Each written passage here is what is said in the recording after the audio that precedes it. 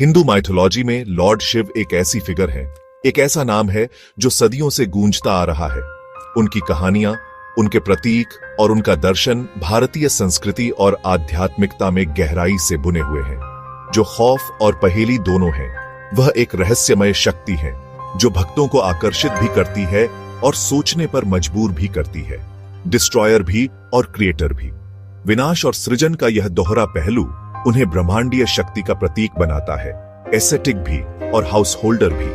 वह वैरागी भी है जो सांसारिक सुलोस्तन से दूर रहते हैं, और गृहस्थ भी जो परिवार और प्रेम का महत्व समझते हैं। वह माउंट कैलाश पर मेडिटेट करते हैं, हिमालय की बर्फीली चोटियों में एकांत और शांति की लॉस्टज में लीन रहते हैं। फिर भी पार्वती के लविंग हस्बैंड उनके साथ एक अटूट बंधन साझा करते हैं जो प्रेम और समर्पण का प्रतीक है।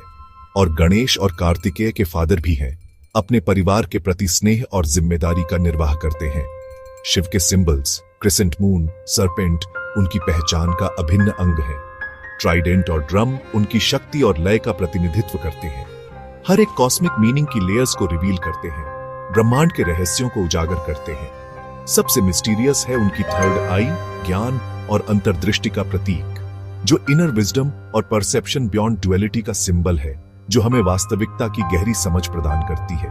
ये आई जब ओपन होती है तो अज्ञानता को जलाकर राख कर देती है, तो इमेंस पावर को अनलीश करती है, एक ऐसी शक्ति जो ब्रह्मांड को बदल सकती है। लेकिन जब क्लोज होती है तो यह शांति और स्थिरता का प्रतीक है, तो डीप मेडिटेशन और मटेरियल वर्ल्ड से डिटैचमेंट को सिग्निफाई करती है, जो हमें आंतरिक शांति की ओर ले जाती है। शिव को समझना उनकी कॉन्ट्राडिक्शंस को एम्ब्रेस करना है, उनकी विरोधाभासी प्रकृति को स्वीकार करना है। एक ऐसे डिएटी जो ऑपोजिट्स को यूनाइट करते हैं, जो अंधेरे और प्रकाश, विनाश और सृजन के बीच संतुलन बनाते हैं, और एग्जिस्टेंस की होलनेस को एम्बॉडी करते हैं, जो हमें ब्रह्मांडीय चेतना से जोड़ते हैं। शिव की थर्ड आई पार्वती के साथ एक प्लेफुल इंटीमेसी के मोमेंट से बोर्न हुई थी। जैसे ही उन्होंने उनकी अनलोस्टन को कवर किया, यूनिवर्स में डार्कनेस छा गई। शिव की गेज ही सारी लाइट का सोर्स थी। कियोन्स को सेंस करते हुए शिव की कंपैशन ने उनके फोरहेड पर एक थर्ड आई को स्पार्क किया, जिसों ने अपनी रेडिएंट एनर्जी से ऑनर्डर को रिस्टोर किया। यह आई स्पिरिचुअल इंसाइट का सिंबल बन गई, जो यूनिटी को देखती है जहां फिजिकल आइज केवल डुअलिटी देखती है। यह स्टोरी सिखाती है कि ट्रू विजन अंदर से आता है और एनलाइटनमेंट इग्नोरेंस की डार्कनेस को दूर करता है। हम में से हर एक में सेल्फ नॉलेज और मेडिटेशन के थ्रू इस इनर आई को अवेकन करने का पोटेंशियल है। शिव की थर्ड आई का सबसे ड्रामेटिक यूज एक ऐसी घटना है जो ब्रह्मांडीय न्याय और क्रोध की एक शक्तिशाली कहानी कहती है। यह सिर्फ एक पौराणिक कथा नहीं है, बल्कि एक चेतावनी भी है। कामादेवा लव के गॉड से जुड़ा है।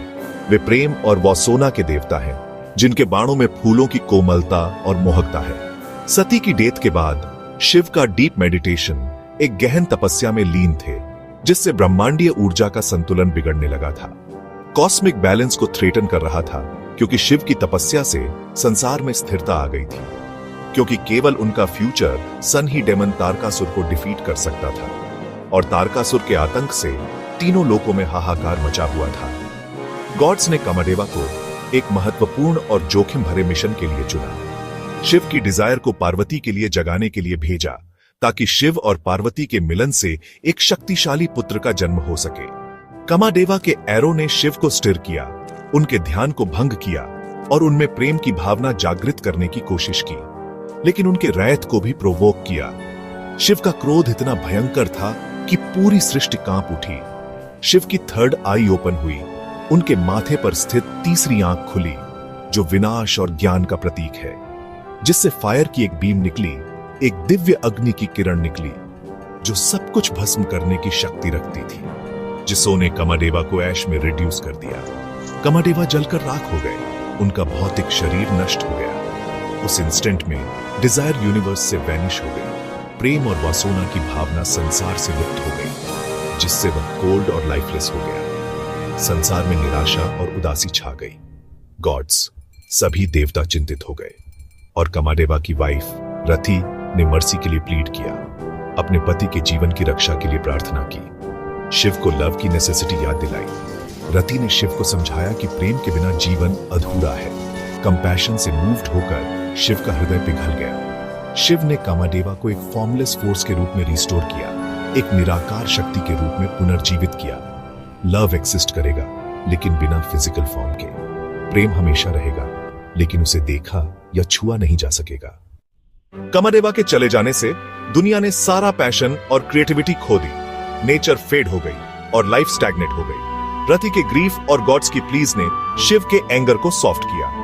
पार्वती की डिवोशन ने शिव को कॉस्मिक साइकिल में उनकी रोल की याद दिलाई। शिव ने कामाडेवा को अनंगा, लव की इनविजिबल फोर्स के रूप में एक नई एग्जिस्टेंस ग्रांट की। बैलेंस रिटर्न हुआ और यूनिवर्स ने अपनी वाइटैलिटी रीगेन की। इस एक्ट ने शिव और पार्वती के यूनियन और कार्तिकेय के बर्थ का रास्ता साफ किया, जो कॉस्मिक ऑर्डर को रिस्टोर करेंगे। शिव की थर्ड आई केवल एक वेपन से रिमाइंडेड है। यह एक गहरा सिंबल है जो हमें अपनी इंट्यूशन और इनसाइट की गहराइयों में झांकने के लिए इंस्पायर करता है। यह विजडम की आई है जो हमें रियलिटी को उसकी पूरी कॉम्प्लेक्सिटी में देखने की एबिलिटी देती है, जो इग्नोरेंस और अटैचमेंट को बर्न करती है। यह हमें उन लिमिटेशन से मुक्त करती है जो हमें बांधे रखती है और हमें ट्रुथ की ओर ले जाती है। कामाडेवा की स्टोरी एक एलेगरी है। यह हमें बताती है कि डिजायर कितनी पावरफुल हो सकती है और इसे कैसे ट्रांसफॉर्म किया जा सकता है। डिजायर हमारी इनर पीस को डिस्टर्ब कर सकती है, हमें भटका सकती है और हमें अनसैटिस्फाइड छोड़ सकती है, लेकिन विजडम इसे ट्रांसफॉर्म कर सकती है। यह हमें सिखाती है कि डिजायर को कैसे कंट्रोल करें और इसे पॉजिटिव डायरेक्शन में कैसे चैनलाइज करें। ट्रू मास्टरी अंदर की ओर मुड़ने से आती है, अपने आप को जानने से आती है और अपनी इनर स्ट्रेंथ को पहचानने से आती है। डिजायर्स को ऑब्जर्व करने से बिना उनके रूल किए। यह हमें डिटैचमेंट और इक्वानिमिटी सिखाती है। डिजायर के एनहिलेशन से लाइफ लेसनेस हुई।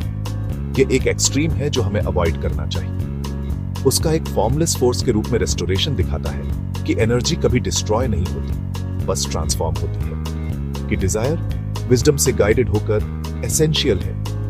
यह हमें मोटिवेट करती है, हमें इंस्पायर करती है और हमें आगे बढ़ने में हेल्प करती है। लेसन, इंट्रोस्पेक्शन और बैलेंस के थ्रू हम अपनी लाइफ में हार्मनी क्रिएट कर सकते हैं। अपनी खुद की थर्ड आई को कल्टीवेट करें, अपनी इंट्यूशन को सुने, अपने इनर विजडम को ट्रस्ट करें, वर्ल्ड के साथ एंगेज करें पूरी तरह से और ऑथेंटिकली, लेकिन विजडम को अपने पैशंस को गाइड करने दें, अपनी वैल्यूज के साथ अलाइन करें और एक पर्पसफुल लाइफ जिएं। शिव की जर्नी हमें ओवन पॉजिटिव्स को इंटीग्रेट करना सिखाती है। हमें सिखाती है कि कैसे लाइट और डार्कनेस, गुड और इविल, हैप्पीनेस और सैडनेस को एक्सेप्ट करें और अवेयरनेस, कंपैशन और पर्पस के साथ जीना सिखाती है। यह हमें एक बेटर वर्ल्ड बनाने के लिए इंस्पायर करती है।